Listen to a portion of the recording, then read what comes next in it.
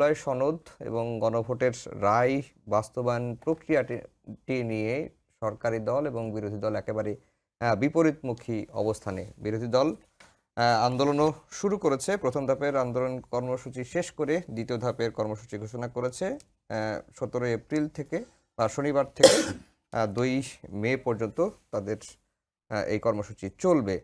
সমাধানটা আসলে কোন পথে হবে, রাজপথ নাকি সংসদ? আমরা তো চেয়েছিলাম যে সকল বিতর্ক, রাজনৈতিক যত বিতর্ক আছে সেটি সংসদেই হোক, কিন্তু সংসদে তো হলো না। তাহলে কোন পথে হবে? এর সমাধান রাজপথে হবে না।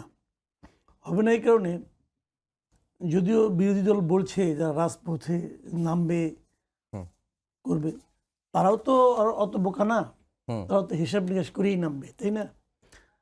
বাংলাদেশের রাজপথ এখন আন্দোলনের জন্য প্রস্তুত না, বাংলাদেশের মানুষও প্রস্তুত না। তাহলে এটা বিরোধী দল করতেছে কেন? তাদের তো কিছু একটা করতে হবে, তারা সেটা করতেছে।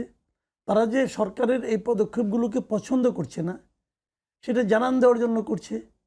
রাজপথে করা মানে তো এই না যে সংসদে চুপ করে আছে, ওখানেও করছে, সংসদের ভিতরেও করছে, বাইরেও করছে। এবং বাংলাদেশের এটা একটা ট্র্যাডিশন যে রাজপথে আন্দোলন করা। তবে এটা নিয়ে ওনারা খুব বেশি মাতামাতি রাজপথে করবে এটা আমি মনে করি না, কারণ এটা করতে গেলে কোনো কাজ তো খুব একটা হবে না, যে এটা ভেতরেই করতে হবে। এবং এটার যে কি ফলাফল হবে সেটা তো আমরা কিছুটা টের পাচ্ছি।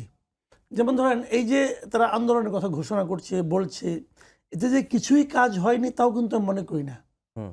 কারণ ওনারা যখন এই অধ্যাদেশগুলোকে বাতিল করে দিল, বাতিল করে দেওয়াতে প্রথম কিন্তু ওনারা বলে নাই যে আমরা খুব শীঘ্রই বিল আকারে আনবো। যখন ওরা আন্দোলন করছে, হইচই করা শুরু করছে, তখন এখন বলতেছে আমরা বিল আকারে আনবো। হয়তো আনবে, আনলেও কি আনবে কে জানে।